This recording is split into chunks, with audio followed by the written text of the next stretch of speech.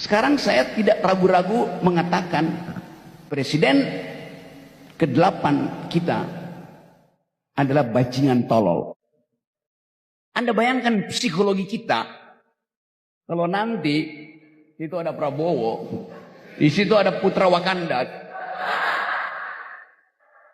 Apa Anda nggak mules setiap hari? Anda pasti mules. Isu mengenai Rocky Gerung mulai merasa ketakutan setelah mengkritik Presiden Prabowo Subianto dengan kata-kata kasar telah menjadi perbincangan hangat di media sosial. Dikarenakan ada beberapa para pendukung dan masyarakat merasa geram dan gak terima atas omongan kasar yang ditujukan kepada Presiden ke-8 Republik Indonesia. Presiden Prabowo Subianto menyampaikan pidato yang menegaskan sikapnya terhadap kritik yang diterimanya. Dalam pidatonya, beliau menyatakan bahwa dirinya sering menerima kritik keras, bahkan disebut sebagai bajingan tolol. Meskipun tidak menyebut nama secara spesifik, pernyataan ini diduga merujuk pada kritik yang dilontarkan oleh pengamat politik Rocky Gerung. Sebelumnya, Rocky Gerung telah beberapa kali melontarkan kritik terhadap pemerintahan Presiden Prabowo. Selain itu, Prabowo juga menegaskan bahwa ia akan bertindak tegas terhadap orang-orang yang bandel dan ngeyel. Beberapa pihak menafsirkan pernyataan ini sebagai sinyal bahwa pemerintahan Prabowo tidak akan mentoleransi kritik yang dianggap berlebihan atau tidak berdasar. Sekarang saya tidak ragu-ragu mengatakan presiden ke-8 kita adalah bajingan tolol. Saya sebut presiden ke-8 ya, saya nggak sebut namanya. Jangan kira kami ini bodoh. Memang ada yang mengatakan saya ini tolol, ada. Nggak apa-apa. Ada yang mengatakan saya bajingan yang tolol, ya kan? Tapi saya nggak sebut namanya, kalian sudah tahu loh. Itu. Saya sebut presiden ke-8 ya, saya nggak sebut namanya. Dan itu baru terjadi sekarang loh. Sekarang ya, betapa Rocky Gerung itu siapa? Tapi dia bisa ngomong seenak jidat. Zaman Pak Harto, 2 hari dia ngomong. 2 hari saya berani taruhan kuping saya hilang. 2 hari selesai. Rocky Gerung, kau jangan suka-suka kau aja ngomong. Kami juga bisa suka-suka kami ngomong. Kami cari kau nanti, ya. Kami akan buat laporan polisi dan kami akan minta ke pihak polisian agar segera menangkap kau, Rocky Gerung. Ya, kau ini perusak bangsa kau. Kau menghina Pak Prabowo.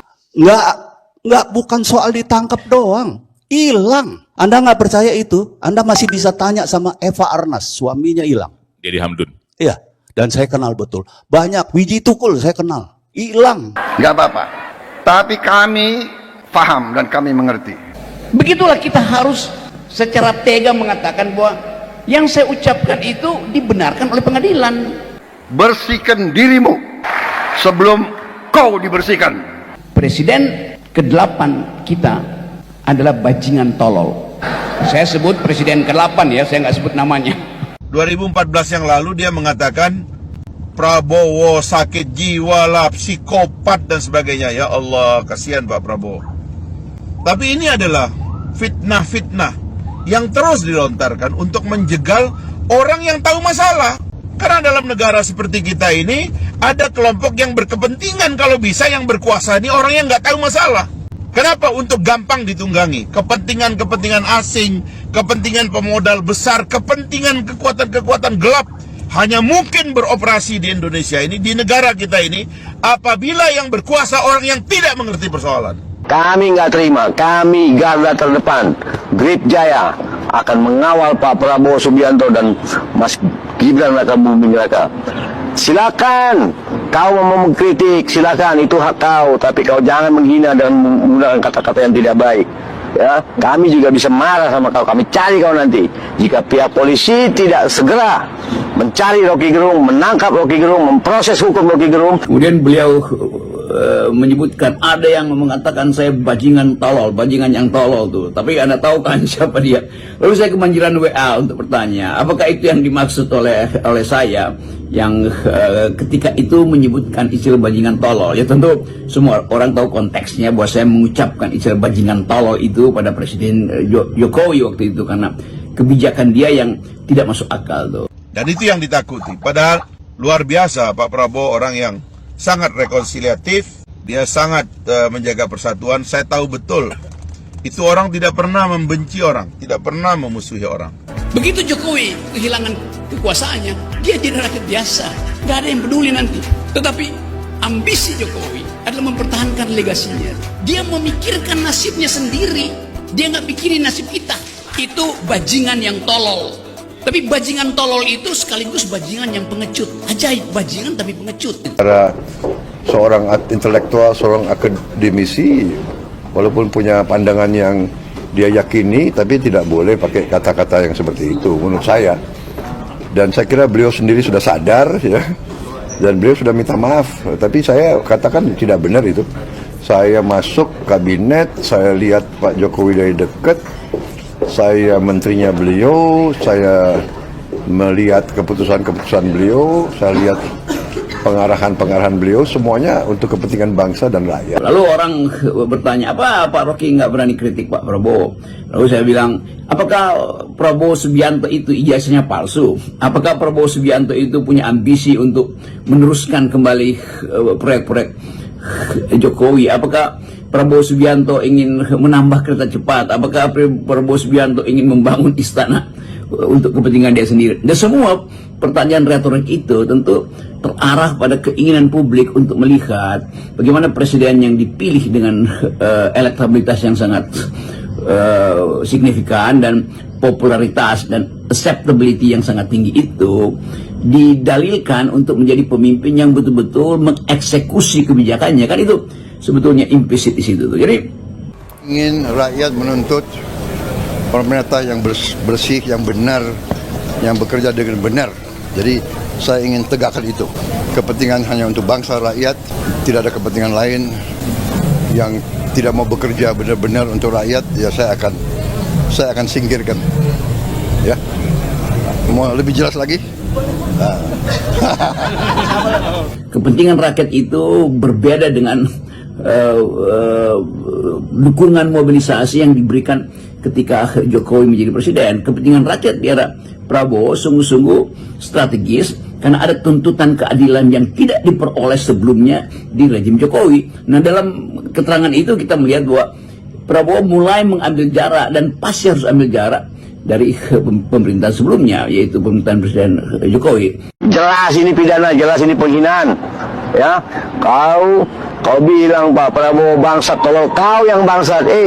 Pak Prabowo itu Danjen Kopassus, Jenderal, ya, Menteri Pertahanan, dan sekarang terpilih menjadi presiden. Kau bilang tolol, kau yang tolol, Rocky Gerung. Ya, kami organisasi Grip Jaya mengecam keras Rocky Gerung, mengutuk keras. 100 hari pertama, ya, saya sudah beri istilahnya peringatan berkali-kali. Sekarang, siapa yang bandel, siapa yang dablek, siapa yang tidak mau ikut dengan aliran besar ini, dengan tuntutan rakyat, pemerintah yang bersih, siapa yang tidak patuh, saya akan tindak. Tapi saya percaya bahwa masalah memang harus dihadirkan supaya ada sesuatu yang dipertengkarkan. Memang tugas universitas adalah membuat masalah, bukan menyelesaikan masalah. Tugas pemerintah menyelesaikan masalah, tugas universitas membuat masalah. Kita tuh sebetulnya ngeritik aja enggak loh. Kita menyindir. Dan itu hak kami sebagai masyarakat, sebagai people, sebagai apa?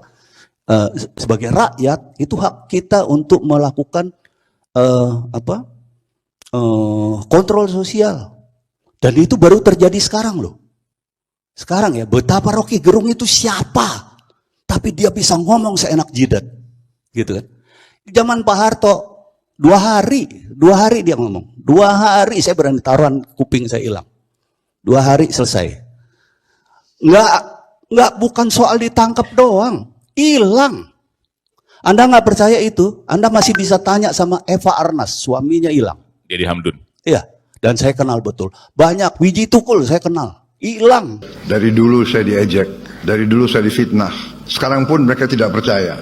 Apa iya kemiskinan bisa dikurangi? Saya mau bikin program memberi makan untuk semua anak Indonesia pun diejek. Pun ada yang tidak setuju. Sampai sekarang ada profesor-profesor yang pinter-pinter kok nggak setuju. Heran saya. Profesor pinter atau bodoh, saya nggak tahu itu. Apalagi makan siang gratis. Di mana? Di jalan-jalan. Antrian pasti panjang. Dan itu menghina orang itu. Yang diperlukan adalah pendidikan gratis. Supaya IQ bertambah. Yang diperlukan adalah kesehatan gratis. Jangan pakai BPJS yang masih ada sifat asuransi di situ. Itu semuanya tugas negara. Dengan cara itu orang dihargai. Human dignity-nya, harkatnya. Kasih dia pekerjaan. Supaya dia bangga bahwa dia bekerja. Bukan begini pada pemerintah. Saya masih mendengar beberapa tokoh meragukan kemampuan kita untuk laksanakan itu.